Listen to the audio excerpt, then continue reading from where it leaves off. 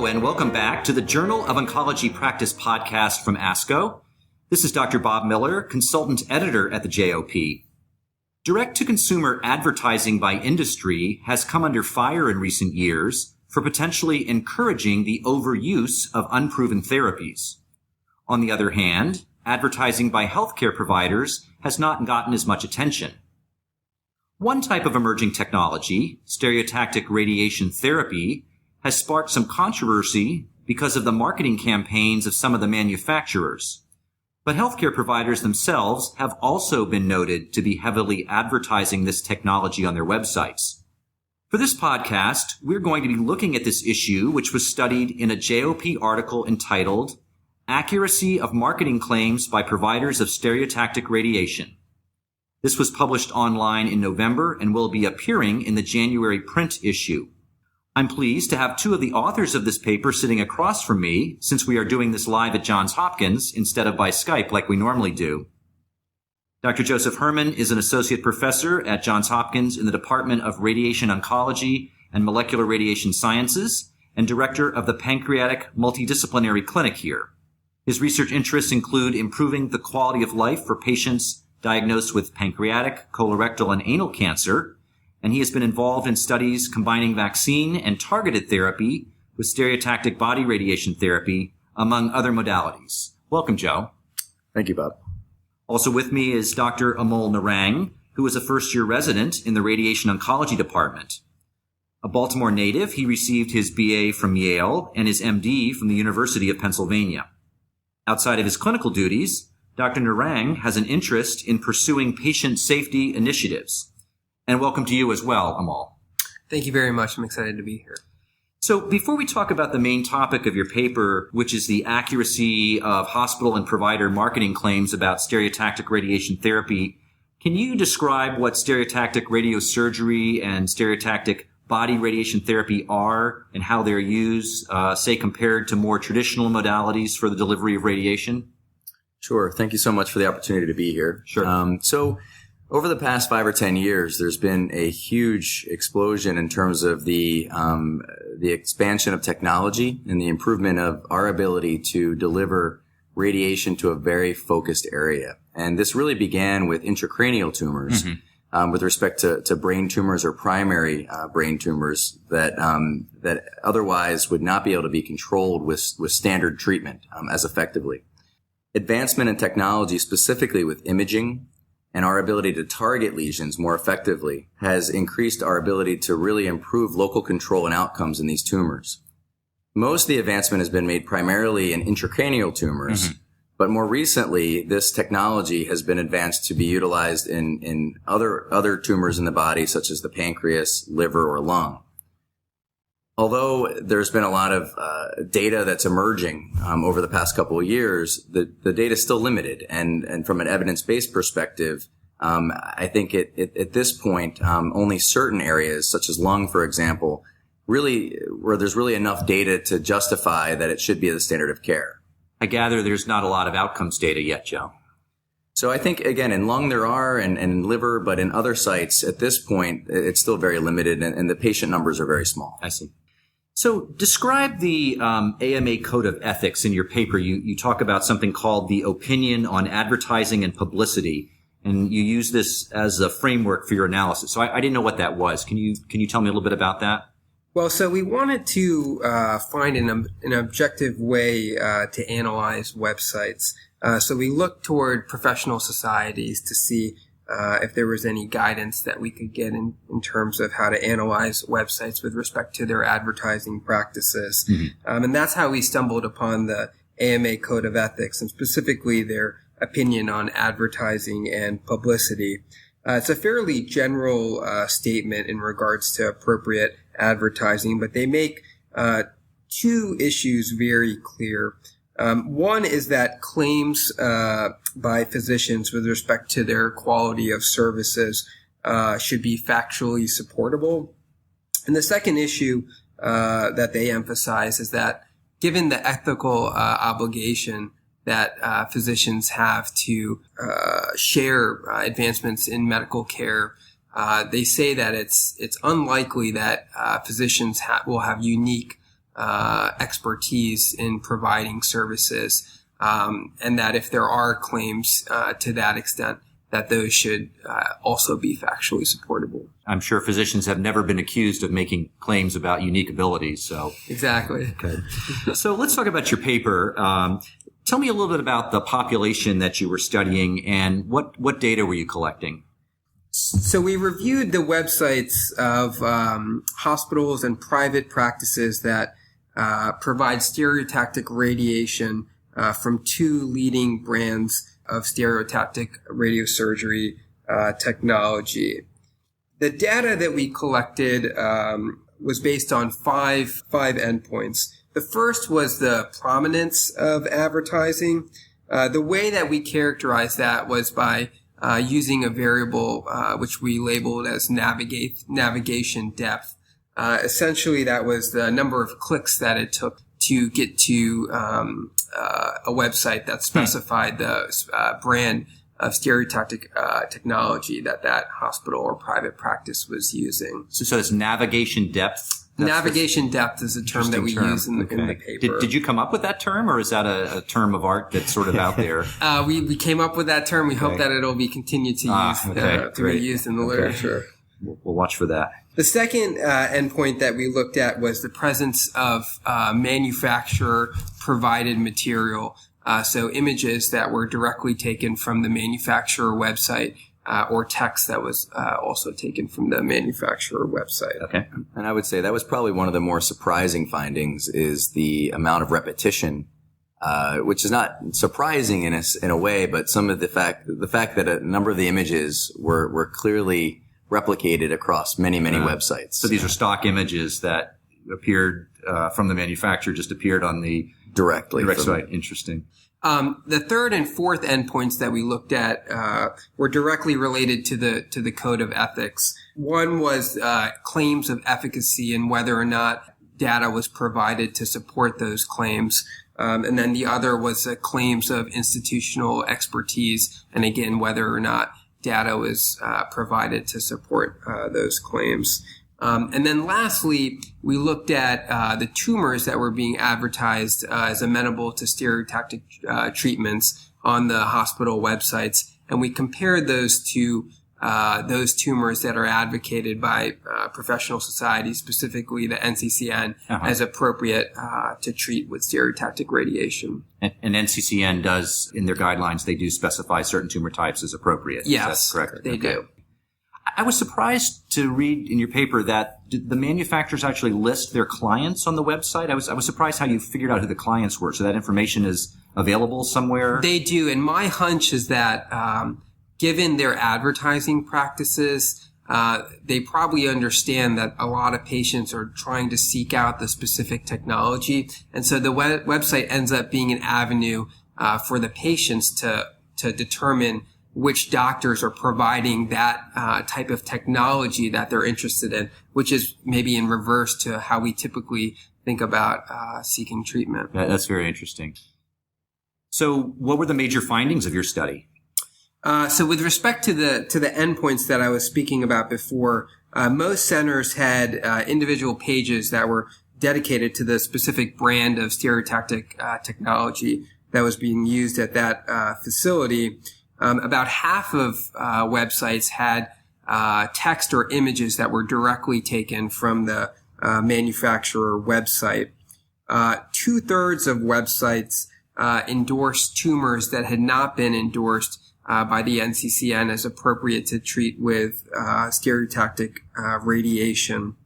With respect to claims of efficacy, it was very rare that actual data was provided that corresponded to those statements. Rare to find the data on the websites of justifying the claims, you're saying? Exactly. Either the actual data or a means for the patient to find that data. How about references? Did the websites typically point to any journal articles? That was extraordinarily rare. And what was actually just as interesting is when we would look at the websites, a lot of times there were links back to the manufacturer, and we had anticipated that we would actually see more evidence-based or references that would again support those claims, and that was also lacking. What about, were there differences between academic centers and non-academic centers? So 20% of the websites that we studied were websites from academic centers. Okay. And we did analyze whether or not there was difference. And to our surprise, there was actually no difference between the academic centers and non-academic. You say to your surprise, which direction were you expecting it to go? Well, being at an academic center, I was hoping that there would be less manufacturer influence on our website. But you didn't really see that then? That did not seem to be the case. I think it was a little bit disappointing, to be honest. And I think being a clinician, and, now with the internet, we have patients who are very savvy. They're very, very actively looking for treatment, opportunities and especially with the sort of the baby boomer generation, a lot of the children are looking for different treatment recommendations. And I think one of the impetuses for this in the first place was to try to come up with sort of an idea of why so many of our patients are coming up with these claims of what these technologies can do. And it would take so much time out of where you could really be talking to them about the evidence-based information of what exists for their tumor and help them make the decision of what is the best treatment. We found ourselves spending half the appointment discussing why the findings that were expressed on the website were simply not true. I see. And that was one of the major reasons why we took this on and felt that it was important to get this information out there so that hopefully we can see some transition in terms of some accountability. Mm-hmm. So I don't want this to be an ethics discussion, but reading through some of the findings, I was troubled by some of these things. I gather that was the purpose of your doing the study in the first place was that. So can you talk a little bit about these different practices? Which ones really bother you the most, I guess? Well, I would say that the ones that were the most disappointing were the claims made for improvements in survival and outcomes and especially disease control. So there were some claims that would essentially state that the tumor would disappear, that they were completely non-invasive and had no side effects. Mm-hmm. And I think all of us understand that there's really very few treatments, if any, that have no side effects. So, Bob, the one thing that I've really learned from this experience is that we have a responsibility as clinicians, especially in academics, to really design well thought out clinical trials to test these new technologies to make sure that they are safe and efficacious for our patients. And in my specific situation, it was dealing with pancreatic cancer and testing this new technology. And our results are still preliminary, but I think that all of us have a responsibility to really test these technologies in a prospective way. And then that way, moving forward, our patients can really educate themselves about the true validity and whether or not these new technologies are going to really help them and their families. To what extent do you think cost and physician reimbursement issues play a role? Is the concern mostly due to the fact that I assume this is very expensive technology and potentially provider reimbursement could be high for these things? How much do you think that enters in? I think a lot in this case. And given this some thought, even in retrospect, one of the things that's unique about this whole scenario of stereotactic radiation is that there was really an effort on the manufacturer's part to clarify that it was a specific brand. And I think that's unique. When we think of radiation in general, historically, we would always say radiation. We wouldn't say a specific brand that would be associated with that form of radiation. Because at the end of the day, it is radiation. I mean, it's not ultrasound. It's not some different kind of therapy. So I think in essence, there was, I think, some effort to really stand out from a name perspective. And I think that some of that is directly related to reimbursement and also to potentially perpetuate the future interest in purchasing, these machines at other institutions. Sure. So does any regulatory body like the FDA or the FTC oversee this type of advertising? Because, as a medical oncologist, I'm kind of used to the FDA overseeing the licensing of registration of new drugs, but I wasn't sure with device and technology. So right now, the FDA and the FTC do not regulate the advertising of nonprofit entities. Obviously, a lot of hospitals fall into that group. That said, I do think that it would reflect poorly on our field if we had to rely on agencies like the FTC and the FDA to regulate our advertising practices. That's a great point. What about professional societies like ASTRO or ASCO? Should this be the subject of guidelines or ethical policies, do you think? Yeah, I think that's really where the responsibility should lie. And I think that This is not something that is not realized, I think, by a lot of our organizations, especially Astro. And there's been great efforts over the last couple of years to hold different manufacturers responsible for not only their claims, but also for their ability to make sure that the treatments that are delivered or that we're exposing our patients to are safe, are efficacious, and that there's several checks and balances to make sure that is ensured. And I think one of those efforts, for example, is within Astro and then also within the ACR, there's efforts to set up specific consultations that are available to different institutions and different manufacturers to help them kind of police themselves, to make sure that their errors are not made and that there's not any sort of unfounded claims that are made. So you're saying that professional societies will be reaching out directly to the manufacturers and sort of showing them what best practices are. Is that what and that's already being done. I see. That's great. I think it's obvious that stereotactic radiation is an exciting technology. What do you think about the future for common malignancies? Are there studies looking at outcomes that are nearing completion? And where do you see this field going? I think it's a very exciting time. And that was actually one of the main motivating factors for us to do this paper, is that it's not that we don't think that stereotactic radiation therapy is a great technology and it's going to help a lot of people. We just wanted to stress that it needs to be done safely. The fact that stereotactic radiation is given over a short period of time is great for patients and families because it leads to a better quality of life. But in addition to that, it can be dangerous. And if it's not done properly, it actually can hurt people. But on the other side is if it is done properly and we do it in an evidence-based fashion, there's great data showing that it really does improve survival and it can make a difference in a lot of our patients' lives. Have you gotten any feedback on your paper since this was published online a month or so ago? Yeah, it's actually a little surprising to us. We've received many emails and phone calls, and I think we were honestly a little bit worried that there might be some negative feedback from this. But even some of the executives from some of the larger companies that make these machines have congratulated us in a sense that they also feel as though we need to do a better job conveying to our patients what the true reality is of the good and the bad of this technology, and that in the end we can work together to improve not only the technology but the way that we explain it and educate our patients about it. So Amol, I understand you started this project as a medical student. Yes, I did start as a fourth-year medical student with Dr. Herman. And it's been a great experience working on this project, exposing myself to a technology that really is burgeoning in radiation oncology, is obviously going to be a very influential technology in the future. So it's great to see the possible benefits of this technology that's going to play a very important role in radiation oncology in the future. But it was also important to see, as Dr. Herman mentioned, that it's essential that we treat patients in a safe and efficacious manner. Dr. Herman and Dr. Narang, thank you very much for talking with me today about this very interesting topic. It's been our pleasure. Thank you so much. Thank you so much. I appreciate the opportunity.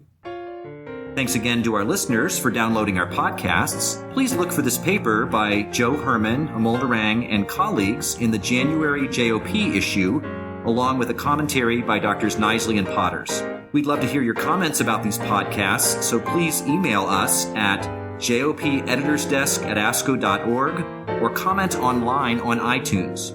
I'm still waiting for my first iTunes comment, so maybe 2013 is the year it happens.